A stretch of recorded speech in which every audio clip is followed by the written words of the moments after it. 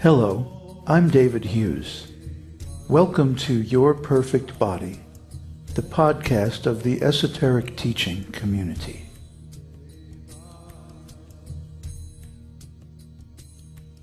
Today's selection is an essay entitled Seduced by Untruth.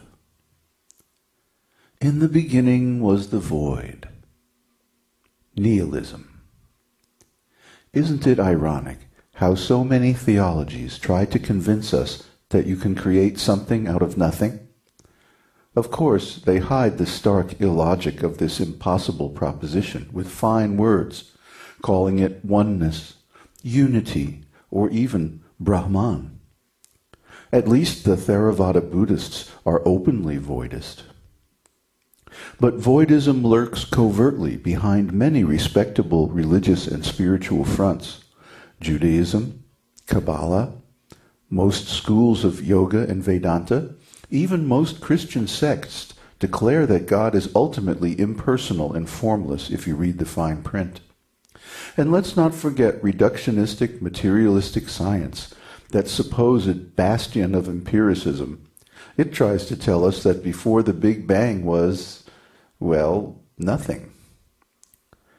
What is emptiness, the void, or nothingness anyway? It is simply anything that is imperceptible to our dull, limited senses. Anything too small, too big, or too subtle for us to perceive seems like nothing. But that doesn't mean there really is nothing there. The night is dark only because we cannot see into the infrared or radio spectrum. The vast ocean seems formless until we measure and map its complex currents and thermal structure from space. Even intergalactic space itself is not empty, but filled with vast clouds of highly charged plasma and huge electrical currents. There is no such thing as nothing, and no such place as nowhere. Even the unmanifest spiritual realm exists, but its subtle energies of immanent transcendence are simply beyond the perception of our gross, contaminated material senses. In reality, the spiritual realm is filled with a staggering variety of eternal spiritual forms. No one can demonstrate formlessness, voidness, or emptiness experimentally. Everywhere we look, something exists. Form is fundamental. Duality and ever-increasing complexity are the universal laws. The same goes for oneness. Especially oneness of consciousness is as much of an ontological impossibility as something from nothing. Consciousness and beingness are intrinsically individual, personal, subjective, and self-referential. But because we do not understand the ontology of consciousness, we can be deceived with high-sounding words into accepting the impossible theory of an impersonal God. This suits those who manipulate religion to political ends, because it magically appears to dissolve the fundamental differences between right and wrong, good and evil. With no personal God in control of creation, there is no longer any absolute standard of truth. Thus, the false religion of voidness and impersonalism allows the state to dictate morality through force, policy, and the courts as it suits the purposes of power.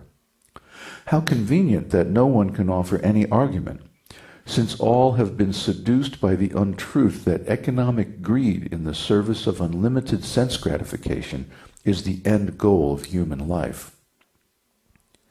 The false philosophy of voidness and impersonalism is the greatest source of evil, because it denies the transcendental personality and sovereignty of Godhead, who is all good.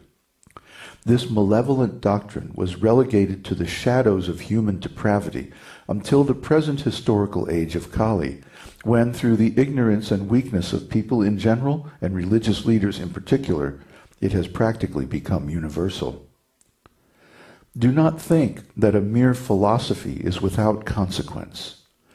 For the esoteric teaching holds that our ontology, or the stories we tell ourselves about the way the world is and came to be, creates our destiny. The esoteric teaching offers the suffering victims of the age of Kali cooling relief from the burning fire of impersonal doctrine, which is hidden everywhere, like the harmful excesses of salt and sugar in the processed food products ubiquitous in our mechanized consumer society. The deep truth of the esoteric teaching is very difficult to realize for people whose intelligence is covered by the pernicious, subversive influence of impersonalism and voidism.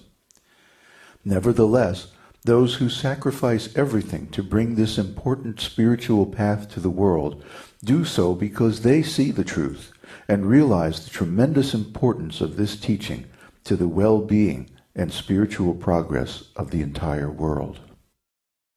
So many people find fault with our presentation of the esoteric teaching because we so strongly preach against the influence of this impossible philosophy of impersonalism. And actually, impersonalism is a new thing. The principal impersonalist philosopher, Shankaracharya, appeared in India only 1600 years ago, which makes him much newer than the Vedic sources upon which the esoteric teaching is based. As it turns out, we also accept the doctrine of devolution, that humans in the past were much more intelligent, stronger, and more spiritually aware than humans in the present. And impersonalism is one of the signposts of the devolution of the human consciousness. The fact that this relatively new philosophy, newer than Christianity, newer than Buddhism, and much newer than the Vedas, can take over so much of human thought and become embedded in so much of human philosophy and endeavor, shows that we have lost a great deal of intelligence. Because, as we pointed out in the scripted part of this talk, it is impossible to produce something from nothing, even for God. God is definitely something. He's not a nothing. And oneness with God, which is the supposed goal of the impersonalist philosophers, is impossible to prove, impossible to demonstrate, and actually impossible to achieve. It's simply an excuse for negating the customary dualities of right and wrong, good and evil, and the rules of morality that follow from them. People want to have a free hand in their life. They want to be unrestricted in their activities and thoughts. And the influence of religion and morality has always been to check them and to make them think twice before acting. And this is good for them because the consequences of many acts, as we have pointed out in our presentation so far, are that one creates unwanted reactions through the action of the law of karma.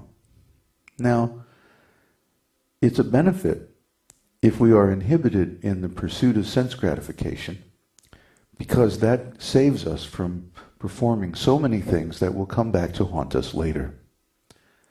Therefore, religious morality and the rules and regulations of spiritual life are there to save us, not to exert power over us or dominate us, although I'm sure there are unscrupulous religionists who have used it in that way in the past. That is not the orientation of the esoteric teaching. The esoteric teaching gives you a system of ontology and says, if you apply this ontology in your life, you will benefit. And then it's up to you. And we do not use any force or power to compel, but we use the truth to impel. So those who take up this esoteric teaching, they find that in the long run especially, their lives are greatly improved and their consciousness is clear and their senses are pure and they can perceive the transcendental reality. And that is really the goal of all religious and spiritual teachings. In addition to that, the esoteric teaching helps you find your real, eternal, perfect body. And that is something that no other path can actually offer, although they may pretend to offer it. They don't really provide the means or the ontological basis. Now, one more thing before we close. We use